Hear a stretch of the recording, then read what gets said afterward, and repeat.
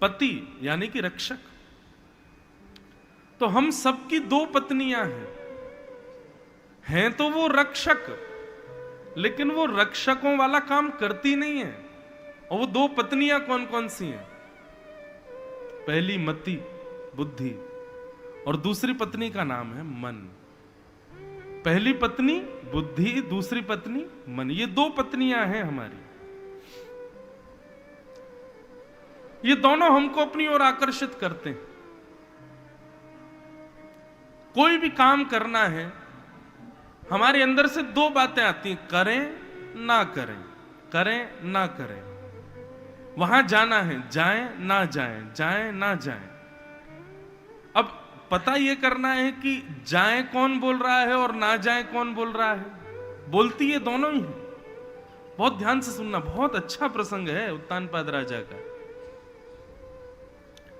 हम सबकी दो पत्नियां हैं, मन और बुद्धि। अंतर क्या है दोनों में? बुद्धि सदा आपको उस मार्ग पर ले जाती है जो आपके लिए जरूरी है, और मन सदा आपको उस मार्ग पर ले जाएगा जिस पर आप जाना चाहते हो। हमारे लिए जो जरूरी है और हम जिसे चाहते हैं, दोनों में बहुत अंतर होता है। जरूरी वस्तु अलग होती है और चाहने वाली वस्तु अलग होती है। अब चाय पीते हैं हम लोग, चाय पीना जरूरी है कि हम चाहते हैं? बताओ, चाहते हैं, वो जरूरी नहीं है। चाय व्यक्ति कभी अपनी बुद्धि से नहीं पीता, मन से ही पीता है। लेकिन जल पीना बुद्धि से होता है, वो हमारे लिए जरूरी है। दोनों बातें। पहली बार विद्यालय जब हम जाते हैं, स्कूल जाते हैं पढ़ने के लिए, मन किसी का नहीं होता स्कूल जाने का। एग्जाम देने का मन कभी किसी का नहीं होता। हम स्कूल जाते बुद्धि से ही हैं। जाएंगे तो कुछ बन जाएंगे, कुछ बन जाएंगे तो ये होगा। चाहे आप डॉक्टर बनना चाहते हैं, चाहे आप चार्टर्ड अकाउंटेंट बनना चाहते हैं, चाहे आप कुछ भी जीवन में उपलब्धियां प्राप्त करना चाहते हैं, मन से कभी नहीं होता है। पहले बुद्धि को ही लगाना पड़ता है, बुद्धि ही लेके जाती है। मन तो सदा आपको यही चाहेगा कि आप पड़े रहो, उठो ही मत बिस्तर से, सोते रहो, खाते रहो, पीते रहो, बस। पर कर्म करने का जो ये थोड़ा बहुत भी हमारे हृदय में भाव आता है, ये तो बुद्धि से आता है। बहुत ध्यान से सुनिए सब लोग। तो बुद्धि हमें वो देती है जो हमारे लिए जरूरी है, और मन हमें वो देता है जो हमें चाहिए। लेकिन क्या करें, बुद्धि की माने कि मन की माने? आप मन को छोड़ नहीं सकते, मन के विपरीत आप जा नहीं सकते, क्योंकि मन के विपरीत जाओगे तो जिस कार्य को करोगे वो केवल खाना पूर्ति होगा। उस कार्य में कभी उपलब्धि भी प्राप्त नहीं कर पाओगे। उपलब्धि के लिए तो मन भी जरूरी है। अब और बातें बाहर की, संसार की छोड़ें, तो इस कथा में भी आप बैठे हो तो भले ही कोई व्यक्ति बुद्धि से आया हो, जैसे जो लोग निमंत्रण बस करने आते हैं पूरा, कि हमको निमंत्रण दिया गया, फोन वोन किए, चलो हो आते हैं, वो मन से थोड़ी आया, बुद्धि से आया है। मेरे मित्र के यहां कथा हो रही है, चलो हो आता हूं। लेकिन कथा में आके जब वो बैठता है तब कथा उसके मन पर प्रभाव डालती है, और जब उसके मन पर प्रभाव डालती है तो वो दूसरे दिन फिर आता है। अब दूसरे दिन वो बुद्धि से नहीं आया, दूसरे दिन वो मन से आया है। लेकिन बंधुओं, किस मार्ग पर चलें? कहीं तो मन हमको पाप के लिए भी ले जाता है, और कहीं मन हमको जगन्नाथ जी के सामने भी ले जा रहा है। बड़ी असमंजस वाली बात है। यदि इस पर विचार करें तो बुद्धि का मार्ग ठीक है कि मन का मार्ग ठीक है? देखो, बुद्धि और मन ये दोनों विपरीत वस्तु यदि देंगी तो आप सदा भटकाव में ही रहोगे। बुद्धि कहे ऐसा कहो, मन कहे नहीं नहीं ऐसा नहीं ऐसा करो, वो कार्य आप कभी सफलता से कर ही नहीं पाओगे, चाहे वो भक्ति हो चाहे वो सांसारिक काम हो।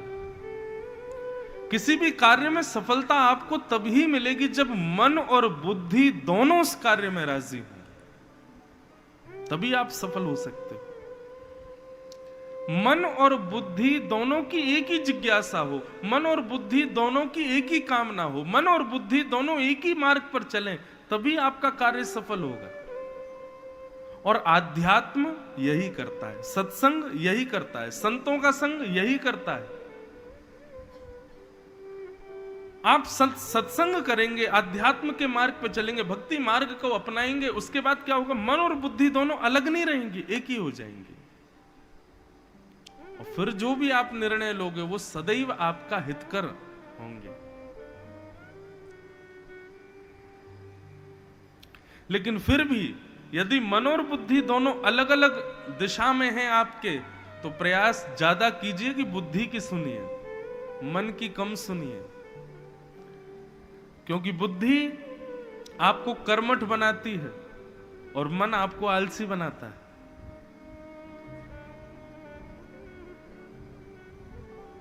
सुबह सुबह खेलने जाना है, 5 बजे उठो, तैयार होके खेलने भागो, दौड़ के जूते वूते पहनो जाओ। मन से व्यक्ति नहीं उठता, बुद्धि से उठता है।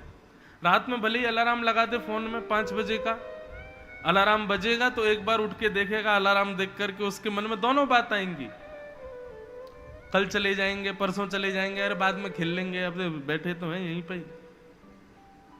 मन और बुद्धि दोनों विपरीत नहीं होनी चाहिए, एक ही होनी चाहिए। और वो एक गुण कब गाती हैं, जब आध्यात्म जीवन में आता है।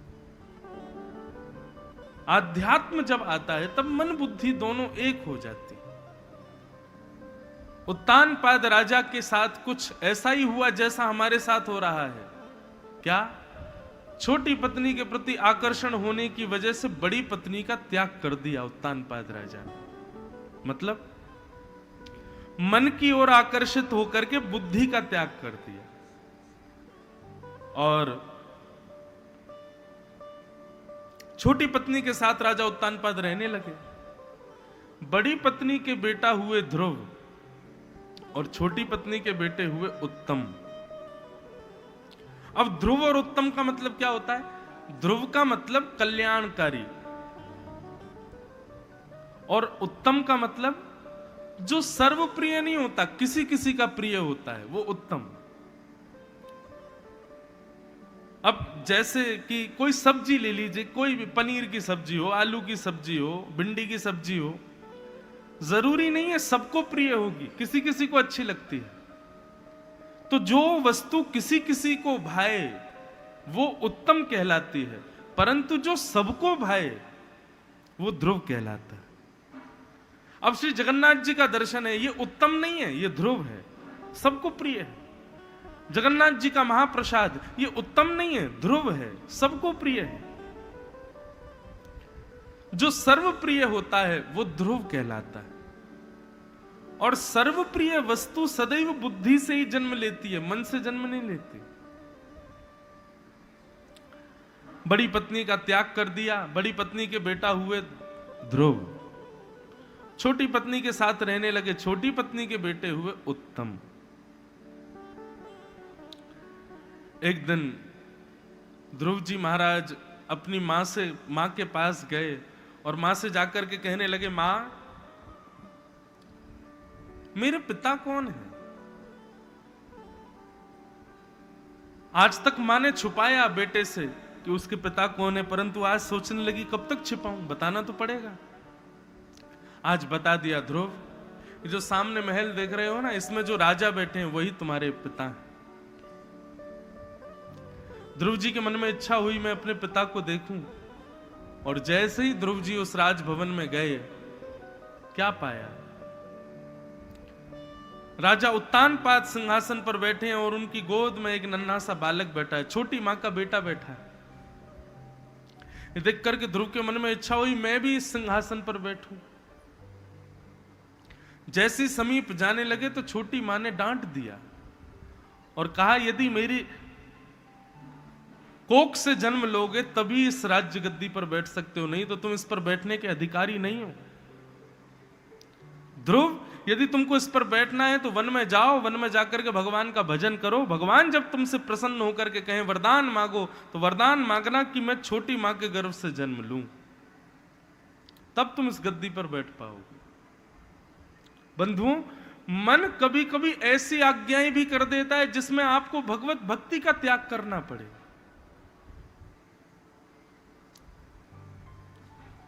इसलिए स्वच्छंद मन के इशारों पर नहीं चलो। आध्यात्म के द्वारा मन बुद्धि दोनों को एक करना बहुत आवश्यक है। कथा में आने वाले व्यक्ति, वृंदावन जाने वाले व्यक्ति, उनके हृदय में कभी ऐसी बात नहीं होती कि बुद्धि से वो कुछ और सोचें और मन से कुछ और। वृंदावन जाने वाले, कथा में आने वाले, उनकी स्थिति ऐसी हो जाती, बुद्धि से पूछो तो भी कथा, मन से पूछो तो भी कथा, विलग नहीं है। ध्रुव जी महाराज रोते रोते अपनी मां के पास गए और मां से जाकर के कहने लगे, मां, छोटी मां ने मुझे बहुत डांटा। मां ने कहा, क्या कहा छोटी मां ने? बोली, छोटी मां बोली कि अगर तुमको पिता की गोद में बैठना है, राज सिंहासन पर बैठना है, तो वन में जाके भगवान का भजन करो और मांगो कि तुम मेरे गर्भ से जन्म लो, तब बैठोगे। बंधुओं, आपने एक चीज पर कभी विचार किया कि बच्चे जो होते हैं ना, छोटी आयु, जितने छोटे बच्चे उतने निर्विकार, उनमें विकार नहीं होता। लेकिन जैसे जैसे वो बड़े होते चले जाते हैं, उतने ही विकार, उतने ही द्वेष, उतने ही राग, उतनी ही ईर्ष्या सब उनके अंदर आने लग जाती है। क्यों? ये विकार करना हम ही सिखाते हैं उसको। मानी जाते, वो आंटी अच्छी नहीं है, उनके पास नहीं बैठना, वो अंकल ऐसे हैं, अरे उनसे नहीं मिलना, वो ऐसे करते हैं, वैसा करते हैं, अंधेरे में नहीं जाते, हवा रहता है वहां पे। बच्चा क्या जाने भूत कौन होता है, उसको हम बता देते हैं भूत है। तभी से उसको पता चल जाता है कि भूत नाम की कोई वस्तु होती है, और उससे भयभीत होने लग जाता है। ये सारे विकार हम उत्पन्न करते हैं उसके हृदय में। मदालसा का एक श्लोक है, मदालसा बालक को गोद में लेकर के करती है, शुद्धोसी मुक्तोसी निरंजनोसी संसार मायाम परिवर्जितोसी संसार मायाम परितज्य निद्राम मदालसा वाच उवाक्य बालम।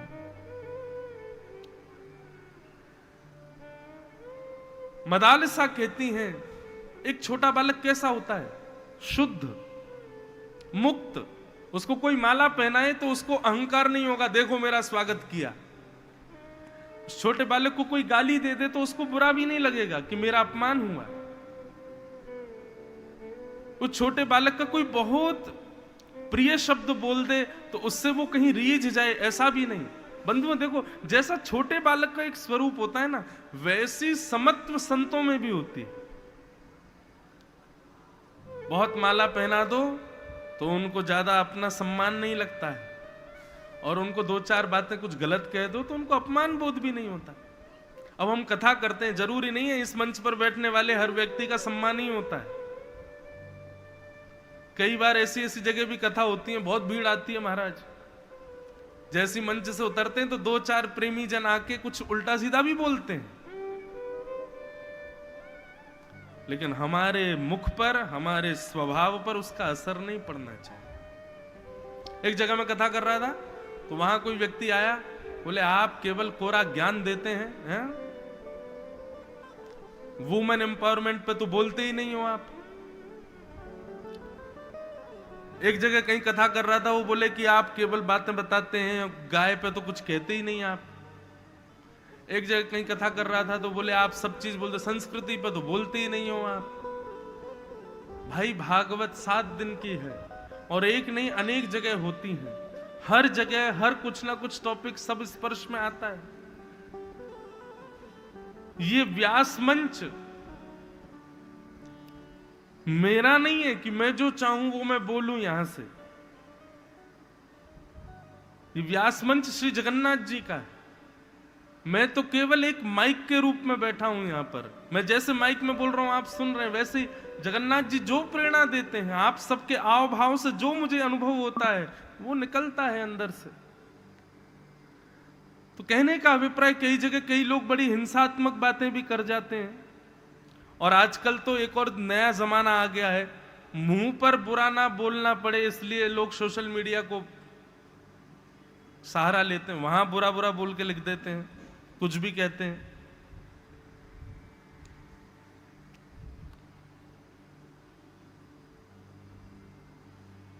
तो जरूरी नहीं है कि सब आपका सम्मान ही करें, अपमान भी करना पड़ता है। हमारे वृंदावन शतक में तो कहते हैं, सम्मानम कलयाति घोर गरलम नीचपुमानम क्षुधा श्री राधा मुरली रवो ब्रज सखे वृंदावनम मात्यज। वृंदावन में यदि आप गए, ध्यान से सुनो, इधर देखो, सब लोग इधर देखो, वृंदावन में आप गए और किसी ने आपका सम्मान अगर वृंदावन